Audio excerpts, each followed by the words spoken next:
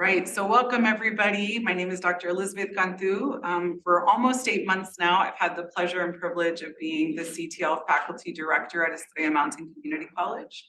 And as a result of my time in this role, I have learned so much, and I have also learned how little I know about so much.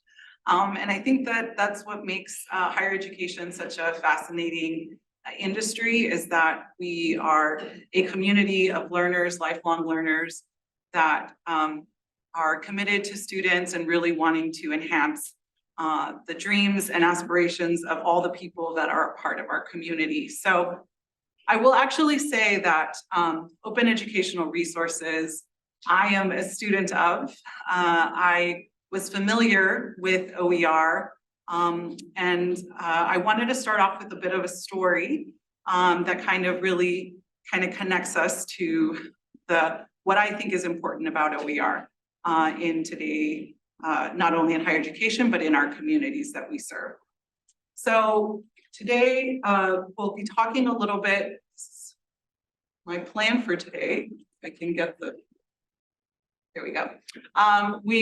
Everyone is either here or in the virtual space, hopefully having lunch, or maybe just have had lunch, or making good plans for a great lunch after today's session. I will share just some talking points on why OER and why I think it's important, and maybe sort of again the fact that I have a lot to learn, but gratefully there are a lot of practitioners within Maricopa that have already been great stewards and great users and great innovators of OER. And then we will have Dr. Lisa Young and Patty Green talk a little bit about the movement happening in Maricopa, specifically when it comes to Open Maricopa and also the OER steering committee that both of them are tri-chairs of, as well as Debbie Baker, who is not here with us today, but always doing amazing work in open education, open pedagogy, and OER at Maricopa.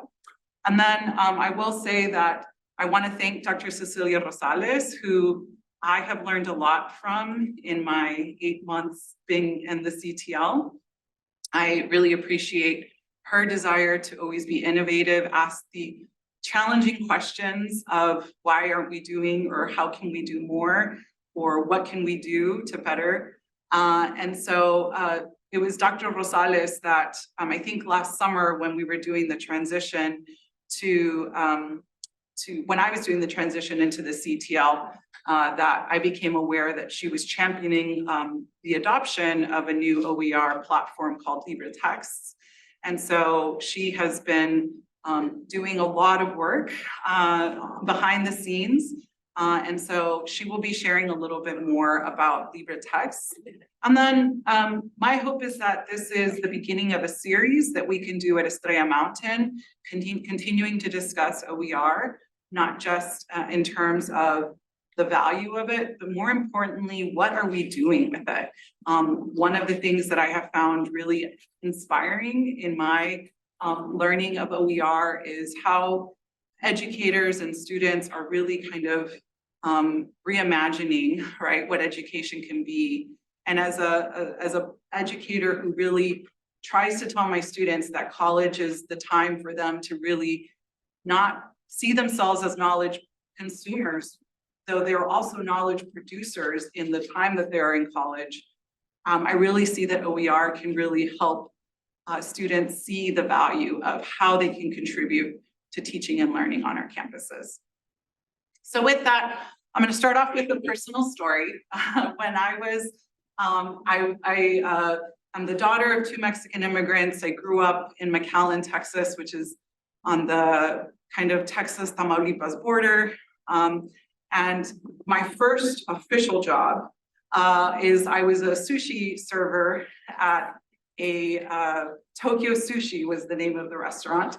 And at that time, sushi was kind of considered a very luxurious thing to eat in McAllen, Texas.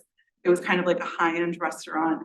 And the people that went there, throughout the 2 years that I worked there, I got a chance to know many of the families that would frequent Tokyo Sushi. When I was getting ready to start university at Texas A&M University, I had a couple that would come in all the time, and the man had learned that I was going to be a Texas A&M Aggie, and when he left me my tip, he actually gave me $500. And he said, "May this be something that you can use to buy a textbook with." And I thought, one textbook? I'm going to be able to buy like all of my textbooks for all my years at Texas A&M, right? Thinking this was, as a first generation college student, $500, wow, right? And in my days of coming to Texas A&M University, I realized that my $500 really just covered the first semester of my textbooks. And I remember one time, like, just being floored at how I saw my textbook cost of one textbook being $300 and thinking, oh my goodness, like I had not planned for college as well as I could.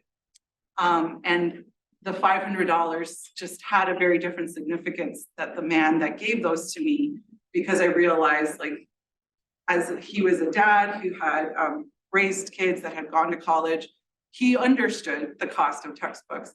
And I, as a first generation college student, had a rude awakening to the cost of textbooks. And so I think that that is one entry point, right, into why, how do we continue in our community college system to practice many things, but more so in the spirit of inclusivity and access. How is it that we can continue to redefine what that looks like? And so I just wanted to share, there are so much data out there about what are the costs of textbooks, but the Education Data Initiative website kind of has, and I have the sources in here. Let me put the slides in here.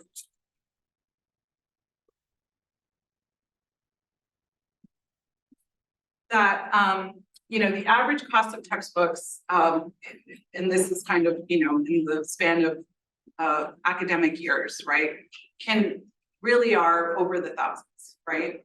And when it comes to even our two-year institutions, right, where we may have tuition as being more affordable, I guess the question is, what are we also doing to make sure that the materials that we're providing are also affordable for our students? This same webpage kind of addressed some other stats.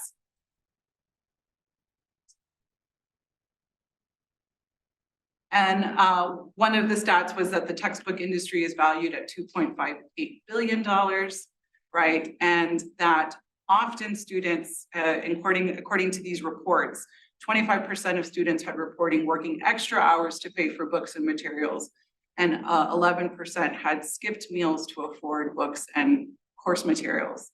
And then 66% of college students skipped buying or renting course materials because they were too expensive. So again, this is just one website, right? But I think if you look across various different sources, the idea of not just tuition is enough, right? There is absolutely the costs of the ancillary materials that are needed in order for students to be successful. The other thing is, so this I think kind of starts to bring up why open educational resources. And again, as a student of this work, I wanted to provide a video. It's just a 1.5 minute video that shares from people that have been leaders and people that are being a part of the movement of OER to learn a little bit more from them about what is the value of OER. Let me make sure that I'm sharing. Give me 1 second.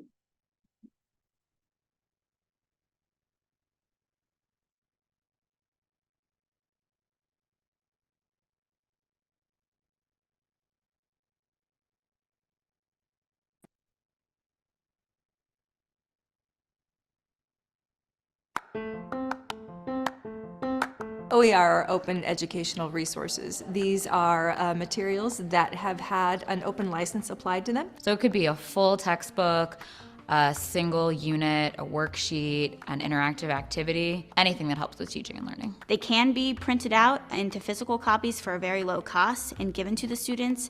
It can also be an online resource as well. So open educational resources include not only openly licensed materials, but also resources that are in the public domain. This includes everything from photos from NASA to reports published by the government and even things like bills and laws. OER are different than traditional published resources because they come with the license to make adaptations to the material kind of baked into the resource from the beginning. Open educational resources can be considered as free plus permissions. And those permissions are 5 R's. You can reuse, remix, revise, retain, and redistribute the content. Reuse means to take a resource and use it in any context you want. Remix means taking multiple resources and mixing them together and creating a new resource out of it. Revise means to make a copy of the resource and actually change it and adapt it to the local context. Retain means to keep and control a copy of the resource forever. And finally, redistribute means the right to freely share whatever you've created.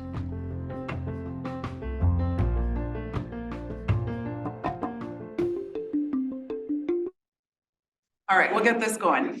So as was mentioned in the video, right, the William and Flora Hewlett Foundation have said that basically it's materials that are on the public domain that allow for people to remix, reuse, redistribute. Now that I think is something that has been one big learning opportunity for me. And I have heard from some colleagues that the reason why they don't use OER is actually because they haven't found an OER that they liked. Or they haven't found a textbook in OER that they liked. And I think what's kind of the innovative part here is that you can mix and match and build what makes sense for you in your courses. And that I think has been my biggest learning moment of OER. Besides the fact that it has many benefits, that idea that you can customize it based on what you need for your students. And then in just a second, I'll show some examples of how students themselves can actually be part of the contributors, collaborators of the content as well. So with that, I did, just for the slides, there are some links in the presentation that can help everybody. For example, there's an OER starter kit, I believe created by The Ohio State University that is a book, if you would like to sort of see that, but part of it was really trying to get everybody more access to resources as a starting point, right? And as we continue these conversations.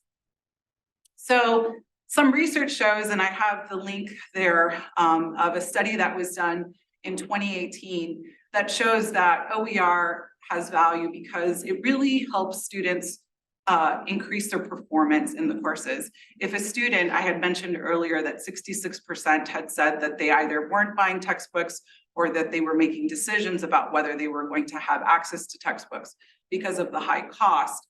And so obviously if a student from an equity lens doesn't have what they need in order to succeed in a class, then how can we expect them to perform? How can we expect them to have access to the material?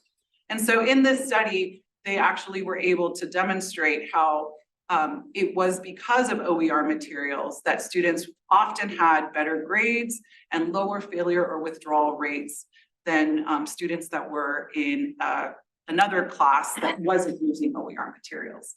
The idea that there's also expanded access to learning. So many of these, because so many of the OER materials are digital, as was mentioned in the video, there are also examples of hard copy OER materials that we can access, but the idea that these can be accessed anywhere at any time.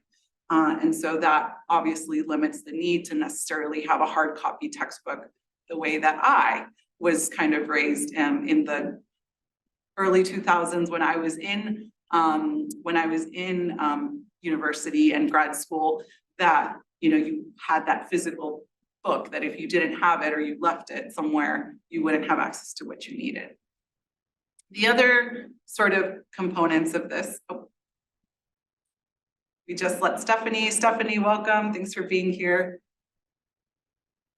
The other component is that,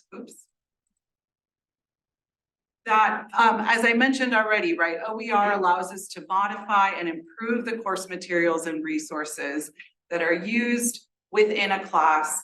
So again, for those people that have said, I don't think OER is for me because I haven't found a product that I like yet, the idea that you can mix, match, reuse is important. And then this was what I think is really kind of exciting, that the quality standards for educational resources are improved because you have more contributors to the OER, right? And I wanted to show just two examples. There is actually a woman professor Professor Kruger, who actually worked with 75 students to create an OER for their public health textbook. And this is,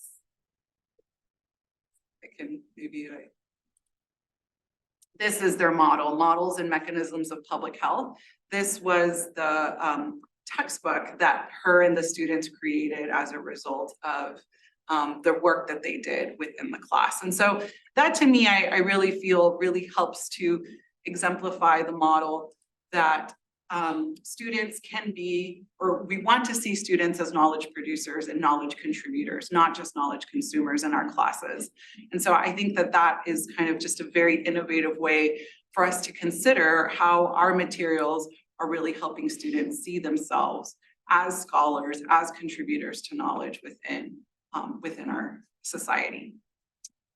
And then lastly, before I turn it over to some of the true leaders that are really kind of helping Maricopa in this movement, is the idea that those 5 R's, and this is, again, just a new language and terminology for me. And as I said, you know, the hope is that we can continue to have conversations, maybe here in the CTL and across other venues in Maricopa, where we continuously see how are we remixing, how are we revising, how are we innovating when it comes to the content that students are, especially with the fact that we live in an age where so much of our information with technology and such is constantly changing and evolving. So how do we continue to be adaptive in that nature when it comes to information, education, and the knowledge that surrounds us? So with that, I'm going to turn it over to Lisa Young and Stephanie Green, who are tri-chairs of the OER Steering Committee, and also who really have been involved with the OER movement at Maricopa. Stephanie and Lisa, please.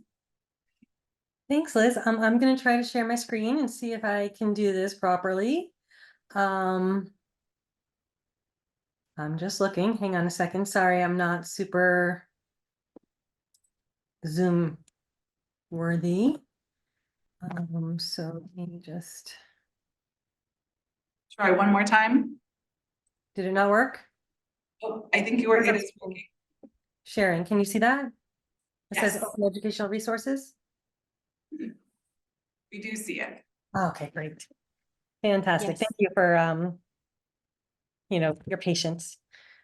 So we're really excited to be here with you all today. My name's Lisa Young, and I'm faculty at SCC, but I'm reassigned to the district as a faculty administrator for open education and innovation. So I have a really cool job. I mean, I've always had a really cool job over the 30 years I've been at Maricopa. But my job right now is really looking at open education, and then looking at things that impact teaching and learning that are a bit disruptive and new. And at one time that was open education for Maricopa, and getting to see how that works and scale it. So that's me in a nutshell. Stephanie, would you like to introduce yourself? Sure. Can you hear me okay? Okay, great. Yeah. So I think I've been on with Lisa and Debbie Open Maricopa for, is this the second year or third year now? I can't recall. Time flies when you're having fun. It is fun. It is a lot of work, and we love talking about OER to people and getting them on board with it. And I'm also the co-chair at Phoenix College of the PC OER committee as well. And so thank you for having me today. And I'll go ahead and advance our slides for us. And so we just thought that, our discussion will be about like OER in general, kind of the history of OER at Maricopa, which is kind of a cool story. I love getting to tell the story of the amazing faculty we have at Maricopa, and then where we're going with OER, and hoping that you'll come along with us. So with that, I'm going to turn it over to Stephanie. And Stephanie, just saying, let me know when you want to advance to the next slide. Okay. Yeah. So, there's a lot of new terminology. There's a lot of different licenses to use, but really the good thing about this area of OER is that there's so many people that are knowledgeable in that field who are there to support you and help you. But as far as open educational resources go, this is the official definition, right? So any medium, digital or otherwise, because a lot of times we get stuck in our head that it has to be printed. It's like, no, we live in a digital world. It doesn't have to be printed, right? It'd be digital, but it has to be in the public domain and it has to be released under that open license so that we can reuse it and remix it, just those 5 R's you were just speaking about. And that way there's no restrictions on it. So that's really what it's about. It's about that sharing and that openness for whatever materials you have. Okay. Next slide, please. Yeah. So the benefit to you is you create it. It's tailored to your class. There's no cost. They have it, some colleges require their faculty to have the materials available a week before the class opens. So students can go in there and peruse and take a look at it, take a look at what's being offered in that course. And, there are low cost print options that are available, but a lot of times, it doesn't cost any money to download that digital file. And I'm sorry, my audio, I have issues in this building occasionally. I think it has to do with high use. So if I go in and out, maybe Lisa, you can fill in if I'm having issues, right? And again, like I said, like I can adapt anything from anybody. So you can go back. I'm sorry, go ahead. I was ready to move on. So you don't have to cover chapters you don't want to cover. You can delete the ones you don't want to use. You can replace them and create your own, right? And then, you don't have to change to a new book that cost even more than it did before, and then you can line it with your objectives and your assessment practices. So it's just so flexible once you get it done. And there's so many options out there now that, you don't have to always start from scratch. Next slide, please. So I'm not going to cover this, but again, these are the 5 R's. And again, it's just the more flexible it is with OER, the more that we can do and reuse and remix it. And that's all I'm going to say about that. So official definition, we covered this, right? This is our official definition because the OER steering team worked for a long time defining what it is for our schools. We did a lot of benchmarking to determine these definitions. We didn't just make them up. But we looked at all over globally as well, not just locally, but globally. Okay. Next slide, please. So low textbook costs. These are new definitions for Maricopa that we came out with last year. So total cost of the materials is $40 or less. Some materials can be provided by the college and may only be available while they're enrolled in the course. So like library things, that they can use, but they may not have access to after they leave the college, right? But your book, if it's OER, they would have access to that for, forever, right? Next slide. And then the zero textbook cost, CTC. So again, total cost of the online instructional materials is $0. Now, the confusing part that people have been asking about, it's like a calculator, and those things aren't included in this. This is strictly these course materials for the class is at $0. Okay, I'll turn it back over to Lisa. Okay, so I'm going to tell you a little bit about the history of what's happened with OER. So actually, way back at the early turn of the century, in about 2004, we had a gentleman come to one of our dialogue days. His name was Richard Baraniak, and he pretty much came up with the whole concept of open educational resources and the open licensing. And he came and gave a talk, and it was really exciting to hear about this brand new way of sharing. We had been doing sharing using reusable learning objects, but we weren't really able to modify them and make them our own. We were able to kind of take Lego pieces and put them together with reusable learning objects. And so this was really exciting. And at the time, the district CIO, his name was Ron Bleed, he got a group together and we were kind of like a task force looking at this. And from that, a number of faculty got inspired, and I call it like our pockets of innovation, that there were all these faculty across the district who were so inspired by what was shared that they started dabbling in finding ways to have free materials or and creating open educational resources. So that was between 2004 2013. In 2013, a number of things were happening. OER really started to take off.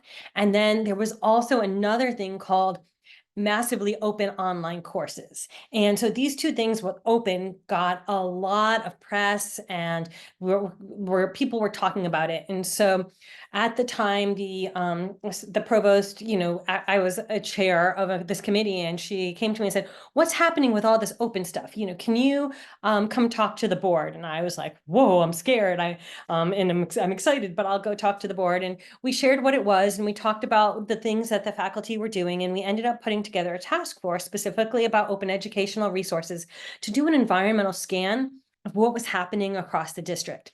And we found that there were these pockets of innovation happening, and that faculty were doing some really absolutely amazing things all on their own. And the provost at the time was super excited about this, and we had submitted a proposal to scale the work that was being done. We named it the Maricopa Millions Project. And at that time, it was really about creating access to course materials and affordability. Because one of the things when students are buying their textbooks, 70% of the students start the semester with no textbook. And 50% of the students never buy a textbook. And with those numbers, it's like, I know that when I'm teaching, I expect my students to do the reading. And if they don't have the textbook, they're not doing the reading. And so we really looked at that. We wanted to make things more affordable. We wanted to increase access. And so we set this crazy, wildly audacious goal of saving our students $5 million in 5 years. And we were just like, should we set a goal that big? We were really nervous about whether we should do this. But we were like, yeah, let's do it. It sounds really cool. It's a cool soundbite. And what if we could actually do it?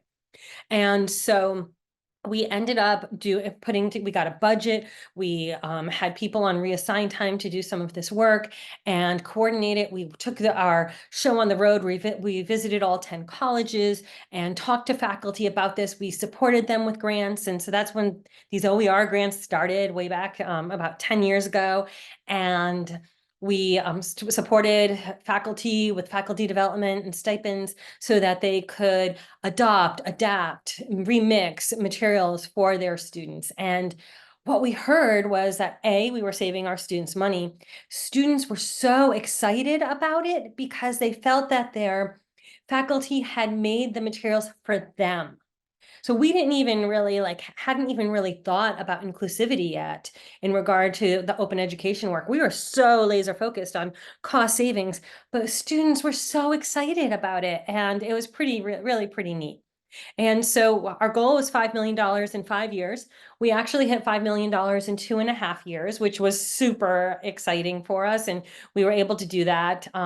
So this is happening. We're doing all this really good work. Now, one of the things that we did was open educational resources are not always free to the students.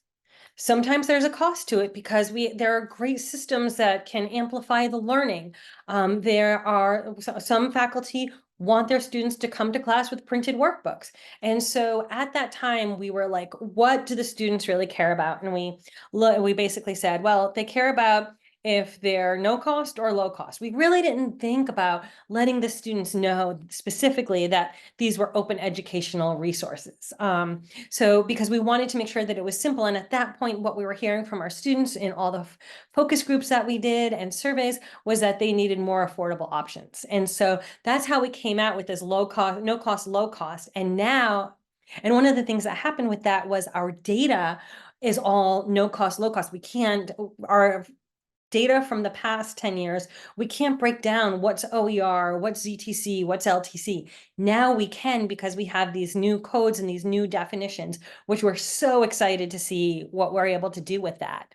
And so now it's been 10 years. We're celebrating our 10-year anniversary.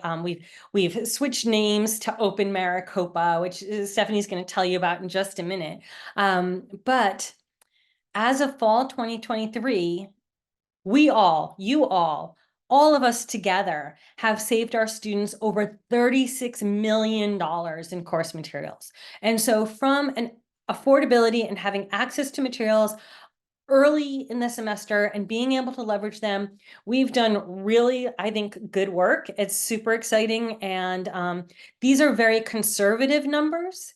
This only takes into account our top 50 high enrollment classes, and we've estimated 20 students per class. And we've used the number of $100 per textbook estimate. There's been some national studies that actually has that number higher in regard to the per textbook estimates, and we have many more classes than our high enrollment classes leveraging OER. So this is a very conservative number, and now we're going to be able to do much more precise data collection and data reporting with the work that we're doing now that we have the new definitions. One other thing, Liz was just sharing about like the impacts that this can have on our students. And when she was talking about that, I was like, oh, I got to go grab this data. So I just threw this in. Stephanie doesn't even know this is in here because literally I did it while Liz was talking and I was so inspired by her. But we're now really excited about looking at, now that we can really look at OER, how OER is impacting our students in terms of success metrics. And one of the things that we've been seeing nationwide since the beginning of Z degrees or zero textbook cost degrees is that students are taking more credits when they have Z degree options because they have more money to pay for the credits. And sometimes they don't have to work as much and they can study more. So that's something that we're seeing nationwide. But one of the other things that I think is really exciting about the work that you all are specifically doing with OER for our faculty across the district is that when students are taking more credits of low cost, no cost OER textbooks, classes, we're seeing that they're stickier. And let me tell you what I mean by stickier. You'll see at the top of this chart here that that's students who are not taking any of our no cost, low cost OER options. As they take more, they're staying in the pipeline longer. A lot of the work that we do is 6-year completion. That's something that we have to report to the Department of Ed.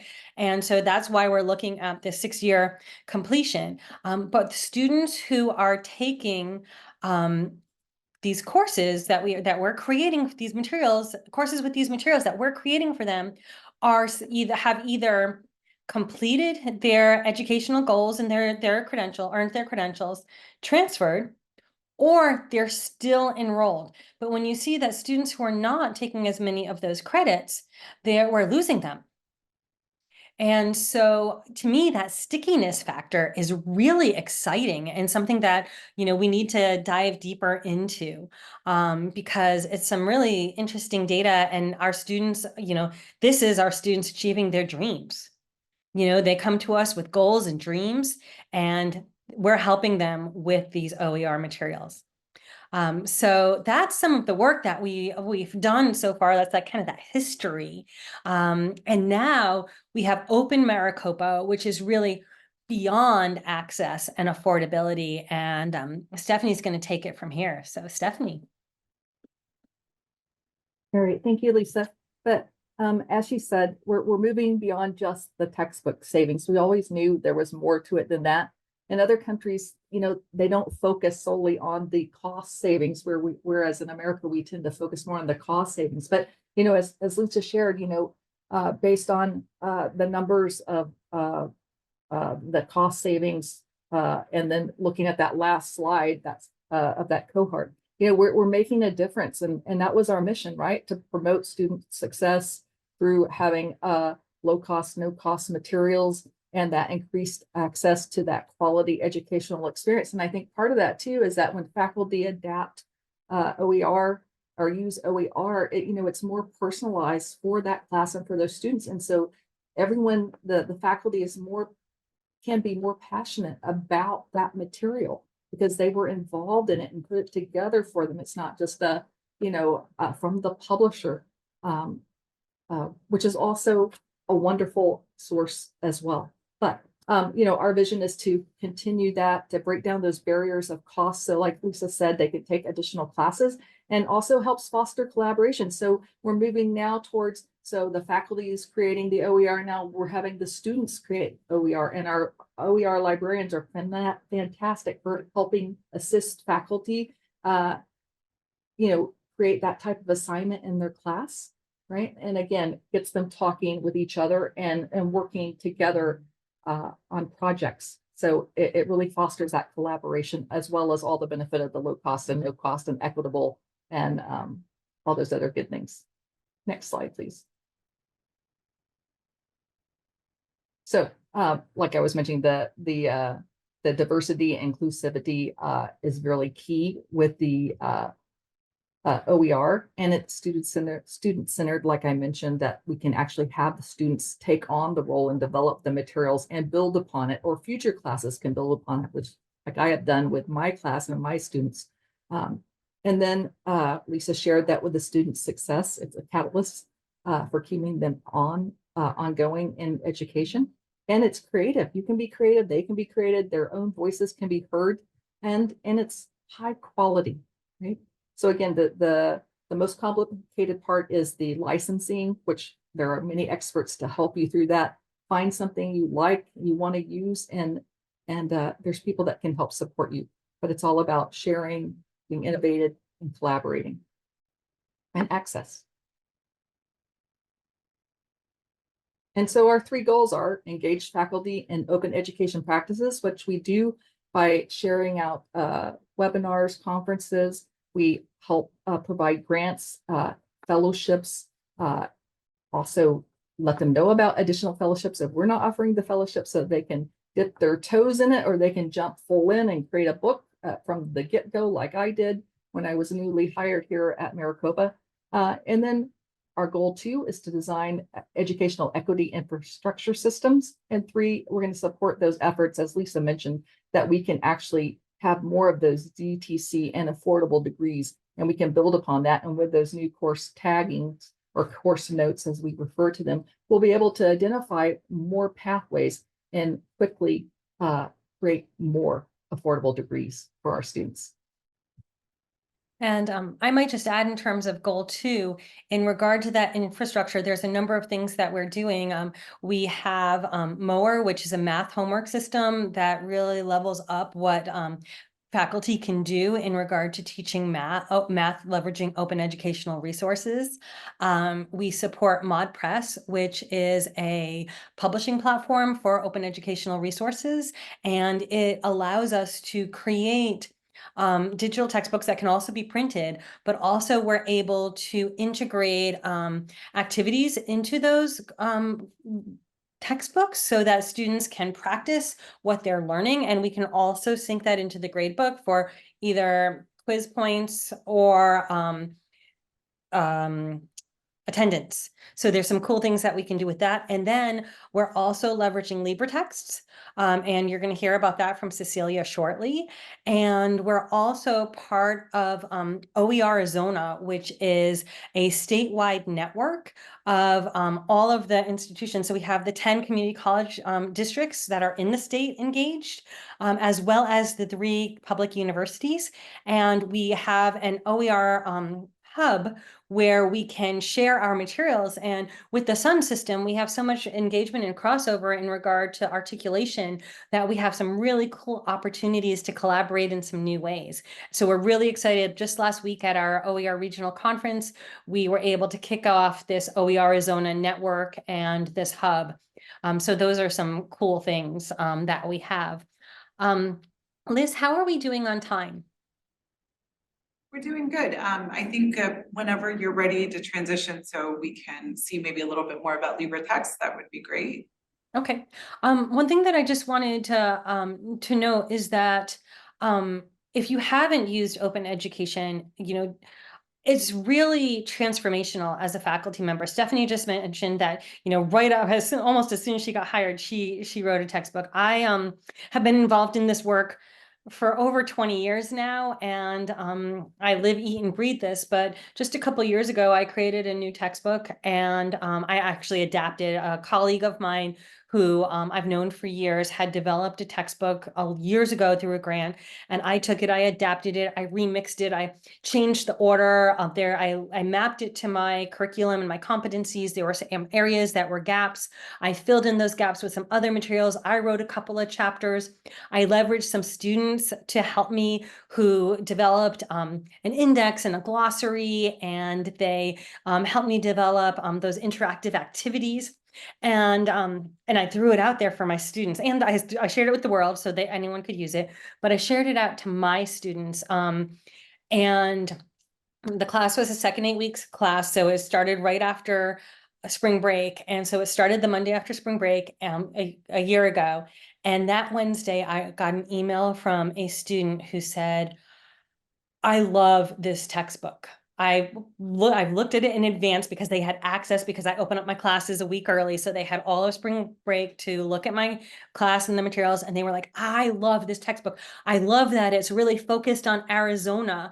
It's a geographic information systems class. So I focused it on our geographic area. And they were like, I really want to get a print copy. Like, is that even possible? And so it was this great opportunity for me to share. Yes, this is the Open Educational Resources, and this is published on Mod Press, our version of Pressbooks. And here's a way that you can order your copy, and you can order it, in color. You can order it in black and white. It can be spiral bound. You can have it gold leaf if you want. And I was just so touched that the student wanted this collaborative work that I got to do, remotely with a friend of mine and colleague. And it was just so inspiring. So my class starts on Monday, a week from Monday. And I'm so excited to it's probably the last time I'm going to teach this class. And I'm so excited for the students to be able to engage with my materials. And so I just wanted to let you know, it's a lot of work to develop OER. There's a lot of thinking that happens, but the students love it. And it's so inspiring when your students are engaging with the material. So I just wanted to share that with you all. I know we're going to talk about LibreText. Just want to see if you had any questions for Stephanie and I. I was gonna say, maybe we can have you back to see some of the work that you created. I think that, sometimes, again, as someone who's newer to this movement and who really sees the potential, sometimes it can be daunting of like, where do I even get started, or what's the process? So it's exciting to hear that you have such positive feedback and that you've been able to develop something. So Lisa and Stephanie, thank you so much for sharing more about where we are kind of on a more district lens when it comes to OER. And we hope that you can stick around in case people have questions at the end, but we really value your time. And with that, I wanted to turn it over to Dr. Cecilia Rosales, as I mentioned, who has been really just so instrumental in bringing LibreText to Estrella Mountain and to Maricopa. Gracias, Liz. Thank you, everyone. I'm Cecilia Rosales. I am the division chair for modern languages here at Estrella Mountain Community College, and I'm also a member of our Fractal committee. That's the Faculty Resource and Action Committee for the CTL, and also recently joined the District OER Task Force under the leadership of my colleagues. So thank you for having me. I'm very excited to share with you just a little bit of an overview for LibreText.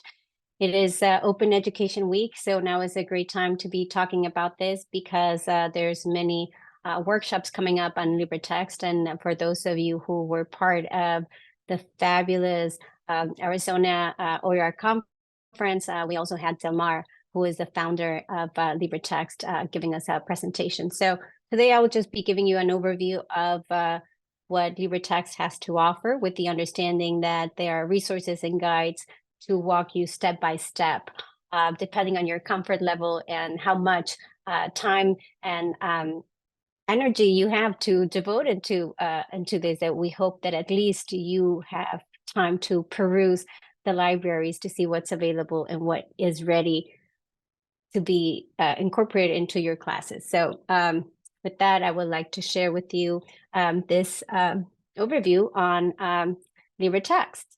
So I want to share with you the different elements of LibreText and how you can think about this. I think that I just stopped sharing. So let me bring my screen again. I have 3 monitors, so I am trying to share the correct one. Maybe we'll do this. Let me try one more time.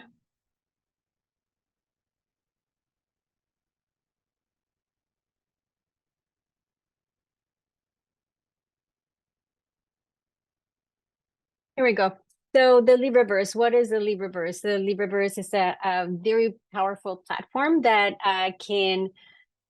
includes libraries of digital text that you can use for your classes, and the libraries are divided into different categories. So you would browse the library that you are interested in.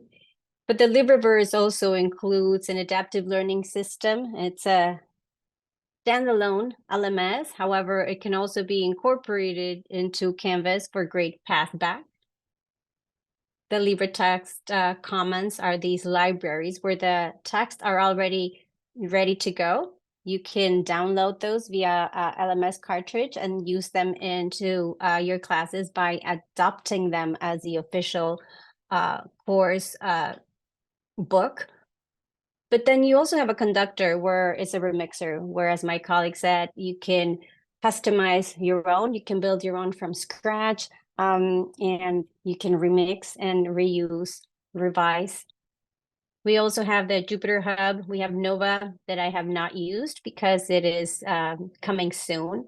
And then lastly, we have a Studio where you can collaborate and build or simply customize ready-made HTML5 package activities, also known as H5P. So from these resources, I want to first share with you that the Commons can be browsed by not only class, but also a specific subject. So when you're looking in the Commons, you don't have to make the commitment of adopting a new book. It can be that you're just going to enhance one unit. And that is what I would like to share with my colleagues, that if you are on the fence and how to go about this, you don't have to wait for a grant to come your way. You can just explore one topic that you would like to enhance in your Canvas. And I'm going to show you different ways on how you can do that.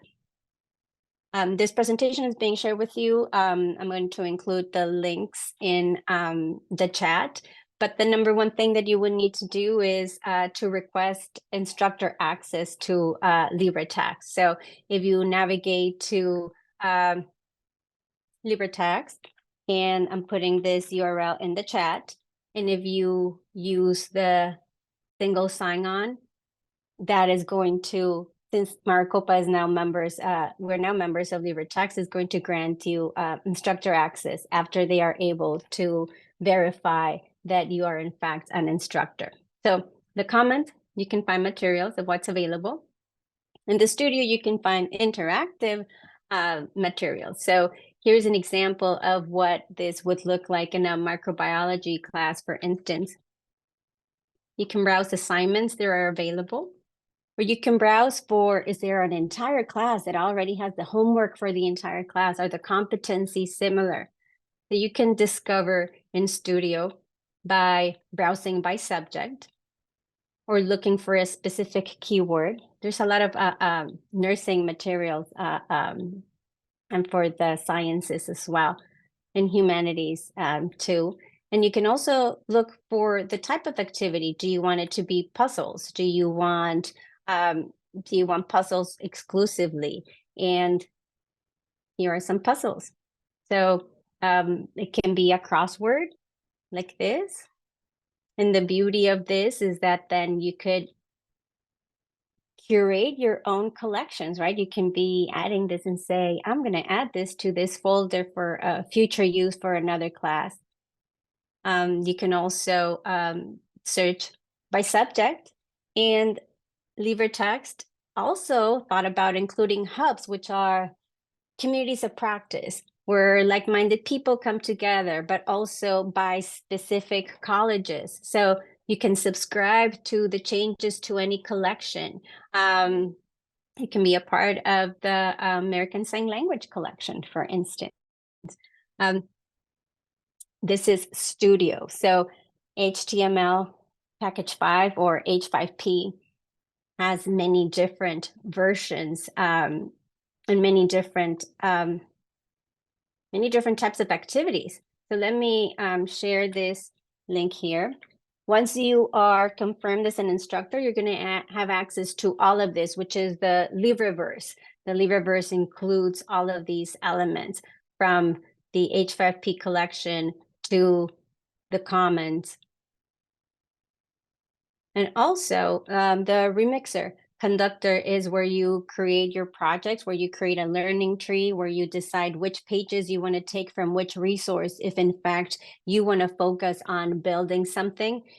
And you don't have to release it and publish it for everyone to see. If you're not sure, you can just release with to your colleagues. You can include colleagues within your department or your division.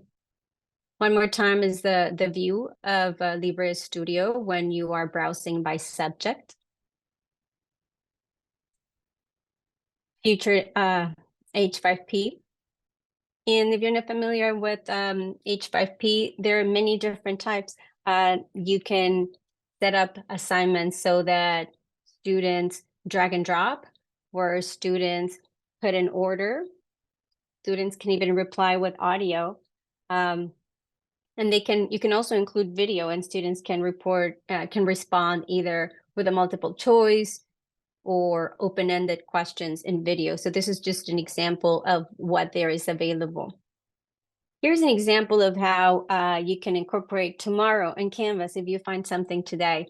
There's a cartridge option that if you find a book in the libraries, you can download and then you can upload it to Canvas, and then you will see it like this link right here that shows up in Canvas. That means that there's an assigned reading that students must complete.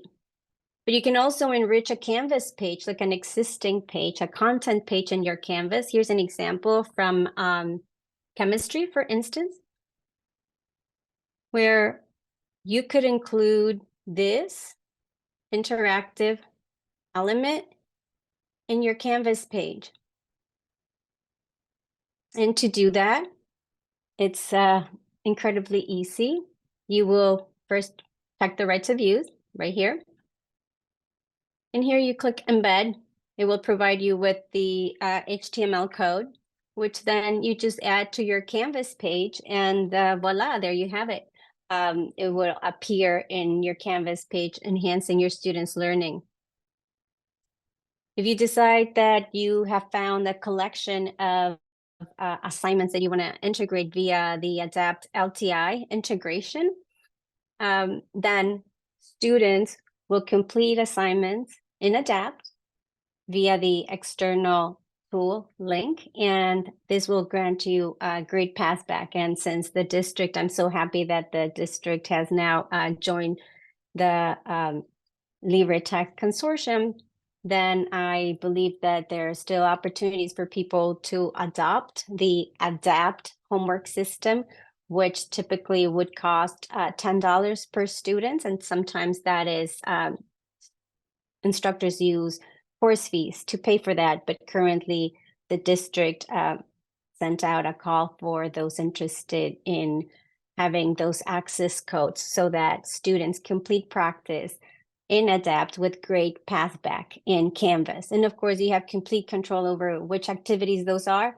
And for language courses, they are useful since you have complete control on how many attempts the students have. For languages, we want students to practice as much as possible. So unlimited attempts, for instance, or limited depending on what you are assessing.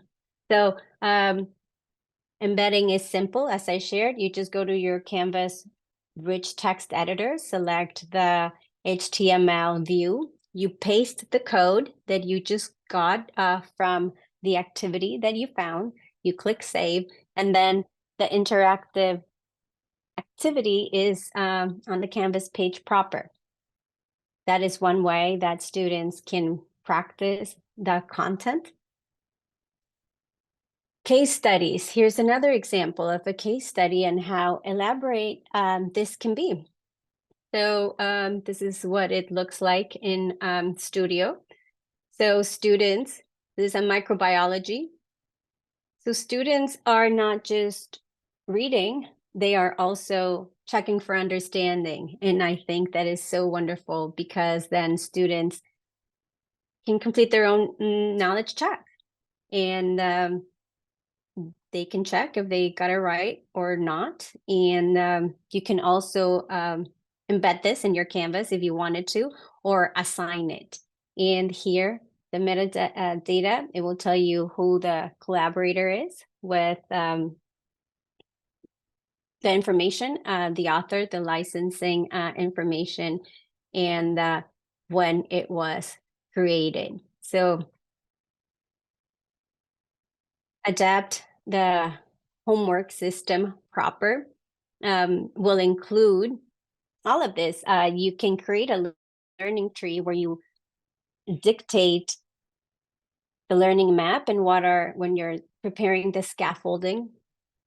So if students need to pass on to the next module, what kind of proficiency do they have to demonstrate? So similar to the learning mastery, for instance, in Canvas. And this is optional, of course. You do not have to do a learning tree because not everything would lend itself for a learning tree necessarily, but some classes, that is an option for you to build that in. In terms of analytics, you can always know how students are doing also at a glance. And this is regardless of whether or not you use the Adapt homework system as a standalone LMS or via API or LTI integration in Canvas. LTI integration means that it's connected in Canvas and there's single login for students. So students just log into Canvas and they would need an access code that the instructors would give students so that they have access to the assignments. And LibreText has grown a lot in the past 18 months. And every time that I've logged in the past 6 months, there's a new element or a new enhancement. I know that in the presentation that Professor Larson gave to Maricopa, LibreText is now using AI chatbots to include them in the textbook so that if a student has a question or if a student wants to take a passage of a book and perhaps reword that specific passage in more accessible terms, that's something that students could do. So for accessibility purposes and also for developmental students and under-resourced students and ESL students, I think that is fantastic and very exciting. LibreText books can be annotated via hypotheses, and it's fantastic. Here is a link to the presentation for a webinar with Delmar Larson and construction guides. And the most important, I would say, is the YouTube channel because it is a very rich platform and it has many elements. And if you have access to their YouTube channel, there are tutorials on how to use any of their resources. It seems that I've been putting the messages in the chat just to the CTL, but thank you for making them accessible to everyone. And there you have it. That is an overview of LibreText. I don't know if you have any questions that I may be able to answer. Are there any questions in the in-person or virtual space for any of the presenters today regarding OER, either Maricopa or specifically LibreText that Dr. Cecilia Rosales just gave us a high-level overview on? So we've gotten a thank you, comprehensive explanation. I was wondering, thank you so much and great examples. Appreciate that feedback. I was gonna share, maybe Stephanie and Lisa, one of the things that we continue to, because we know that faculty have been at Estrella doing work with OER in the past, but maybe not necessarily in a coordinated fashion, or we don't always know who all those people are. What are some strategies that you have for us as we're kind of, I would say, maybe working in this space? So how do we, how do you see this model on other campuses really leading to that collaboration that many of you discussed? And maybe the support, if you could also speak to that. So that's something that we continue to try to figure out who are the key players and how do we continue to advance this in a more coordinated fashion that people feel they have the support they need in order to succeed with this. Lisa, do you want to begin with that? I'm happy to, unless you would like to. I'll let you start and then I'll chime in. Okay, so I think that it's kind of twofold. I think that what has worked at a lot of campuses is, making sure that the faculty who are already doing this work are engaged in your efforts at the college, and honestly, like, celebrated because they're doing amazing work. The work that Cecilia is doing, the work that your faculty have been doing for years, is absolutely incredible. I mean, I worked with Sue Malmal for so long. She was one of our original people on our steering team. The math faculty that at Estrella are doing incredible things with OER and leveraging MOER. So there's so many, you have so many champions already on campus. You also have the support of your administration and your CTL. So, and your librarians. So you have a lot of support and you have all of the pieces there. It's pulling you all together. So what I've seen work at a lot of the colleges is putting together a committee for your OER efforts, getting and I would say not only having faculty engaged in that, but also some of your student affairs people, having advisors engaged in the OER efforts is huge, and they have so much information about what our students are engaged with and what's happening with them. They can really do a lot of magic at your campus, and they have a lot of information about what we, of course you have data, but hearing from your academic advisors as to what classes are barriers for students because of the price points or what they're hearing about the course materials is huge. I'm one of those people who live and swear, you can ask Stephanie, by the strategic plan. I know she's going to crack up. But, putting together a plan for your college that is, grown by the faculty and supported by administration. At Scottsdale Community College, we put together a strategic plan. We brought it to the administration. We said, we want to, do some things, can you provide some funding? We don't need a lot of funding, but we need a little bit of funding to do some of this work and to support our faculty, because creating OER is not free. It takes a tremendous amount of time to create, adopt, adapt, and that's not part of our regular load. And so we want to make sure that the faculty have some kind of compensation for that. A stipend is great. Usually we're doing it we do what we do because we love our students and we want their dreams to come true. So those are some things that I would throw that out. And yes, Kyla, having your adjunct faculty involved in this committee and getting their support as well and supporting them in this work is huge, because if you can, when I started on a Friday, I got hired on a Friday to teach on the following Monday, and I had no textbooks. I ended up going to ASU bookstore and buying like a book to develop my materials, and there were no textbooks to adopt at that time in the early 90s.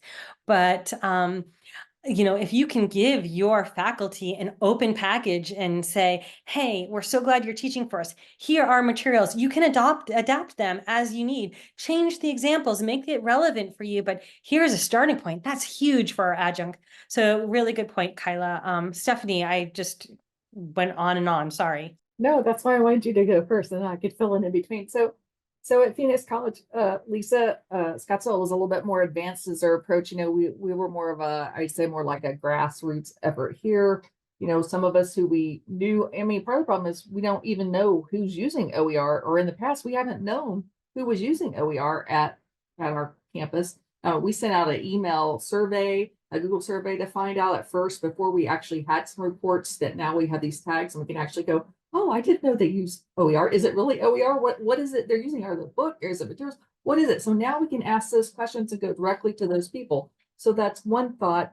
But also, I would like to, you could start the committee, or you could have something more informal and have a community of practice and just kind of get that momentum going before you go into a formalized committee. And then what else do I want to say? You got to get in front, you've got to market OER at your campus, right? So get in front at the all faculty meeting, or the adjunct all they're at the accountability week of accountability meetings. I have a marketing spreadsheet I can share with you that we have been building out. And then otherwise, look at those. We'll be able to pull reports to find out who's using OER, and you can kind of have a list and know which departments are more heavy with OER. Like basically all of our math is OER here because they use the Morse platform, right? And then we also created flyers to give to the advisors, just little tiny like postcard type flyers to give to them so they know that there's classes that have OER and they should be looking for it, as well as the students should be looking for it. And then let's see what else. What else do I say? I think that's it. I think that's yeah, that's it. I checked everything off the list. One other thing is that you can collect data from your students. And so one of the things that Scottsdale has done is they created either 3 or 5 questions that go in the end of class evaluation to get information about the course materials. And so it's something that the faculty can review as part of their IDP when they look at their course evaluations. And what we did as a committee is look at the aggregate information in regard to what the students are saying about their course materials.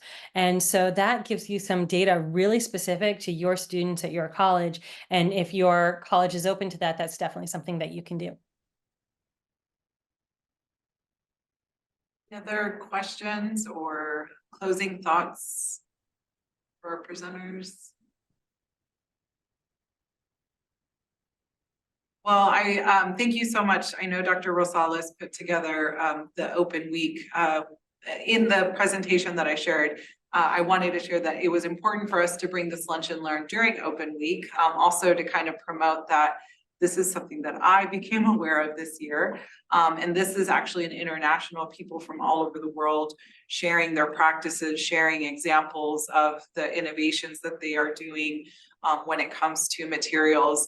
And thank you so much, Dr. Rosales. LibreText is doing a lot of demos for the next few days. So if today spurred or sparked a interest, or maybe you want to learn more, please do take advantage of those amazing resources. And at the moment, Dr. Cecilia Rosales and I serve on the OER steering committee, along with Dr. Young and Dr. Green. And so we look forward to potentially, seeing how we can continue to develop more OER coordinated efforts and support for Estrella Mountain faculty, both residential and also our adjuncts. So thank you again for your time today. Wishing everyone a very good rest of the week and a happy spring break.